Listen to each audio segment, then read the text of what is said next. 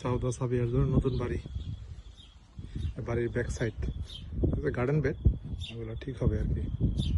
বাসার back side এই হচ্ছে আপেলের গাছ, অনেকগুলো আপেল ধরে রয়েছে, গোলাপ গাছ, হচ্ছে আঙ্গুরের বাগান, হিপস অফ গ্রেপস আর দেয়ার।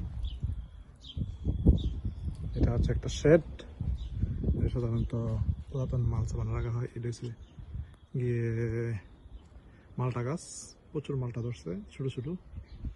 এটা হচ্ছে ডুমুর ফল, এটা হচ্ছে তুত গাছ, এই হচ্ছে ব্যাক সাইড, ডগস আছে, এই যে আঙ্গুর বাগান। এটা হচ্ছে অ্যাভোকাডো, অনেক নিচু ছোট কিন্তু অনেকগুলো ধরছে।